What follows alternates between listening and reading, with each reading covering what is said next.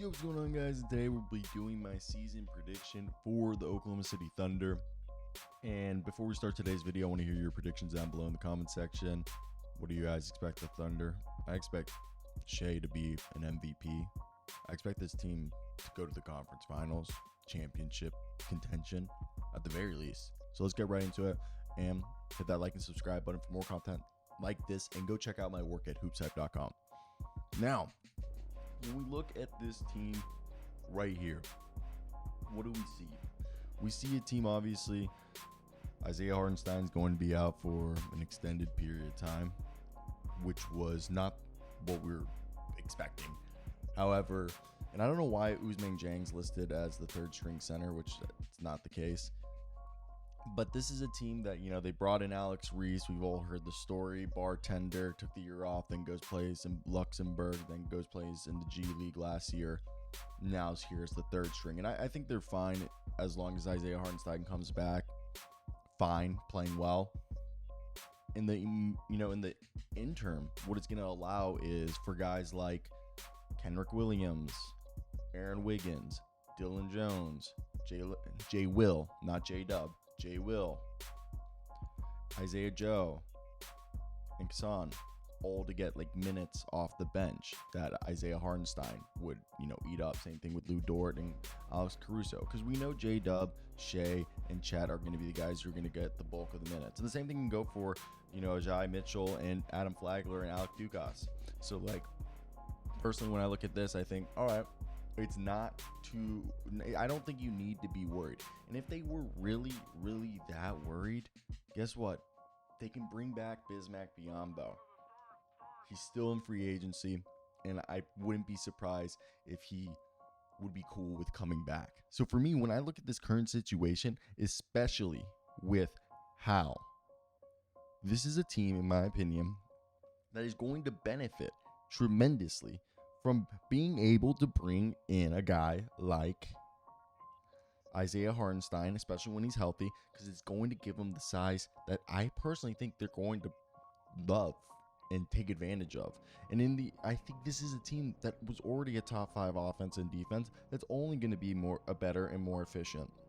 Hopefully the mic sounds closer. I don't know why, but it was giving me readings that it was just further away than it normally is. So, but either way, let's get back right to what we were talking about, and that was the Oklahoma City Thunder.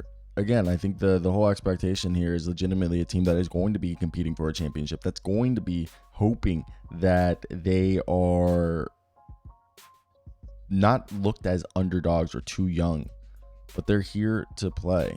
And that's what I want to talk about today.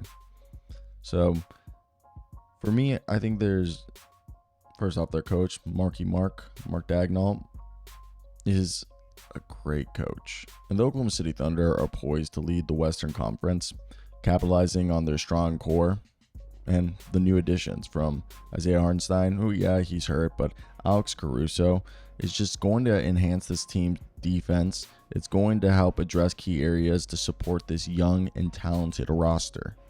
Shai Gilgeous-Alexander is going to follow up an MVP-worthy campaign last year with what I think is going to be an MVP campaign, as he is the most efficient player in the league.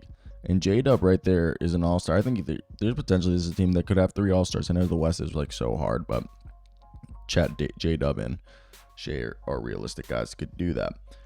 And having last year's Coach of the Year, a versatile roster to give them so many different lineup options, I think the ability to have different looks regardless of the matchup just gives this team a competitive edge. The Thunder are no longer a team flying under the radar. They're the favorites to win the West and potentially face the Boston Celtics in the NBA Finals. I think that's just something that we're all in agreement. This is a deep and young roster with a versatile lineup, and like I've said, the options is insane. And they're projected to be a top 5 in both offensive and defensive rating, as this unit's balance and efficiency is something that any rebuilding team hopes that they could mimic. Now, Obviously, we hope that when Isaiah Hartenstein returns, it's going to strengthen the center position like we hoped, improving, the rebounding ability, especially on the offensive side, and give them kind of a rim protector, brick wall. Yeah, I know Chet Holmgren can do that too, but it's just a little bit different with Isaiah Hartenstein, who's a thicker boy.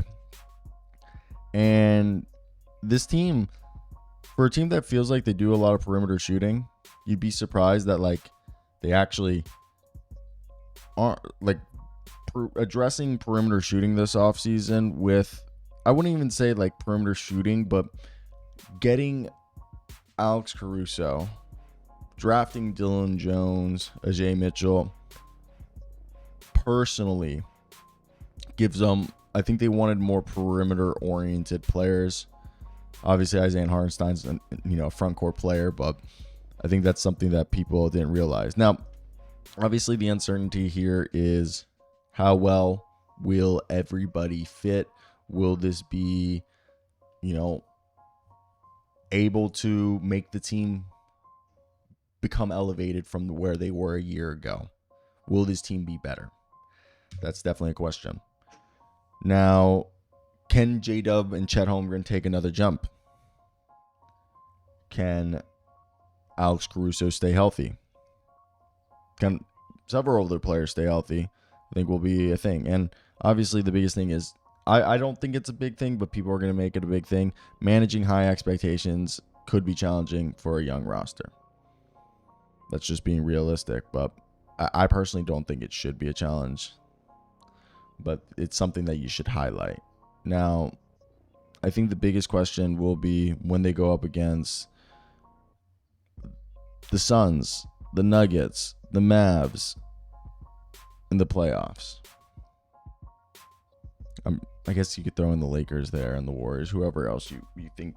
And then even if they make it to the finals, can they go up against a Kristaps Porzingis, Jason Tatum, Jaylen Brown, Drew Holiday, three-headed dragon, which we all know is difficult in itself to guard. So I think it brings up a lot.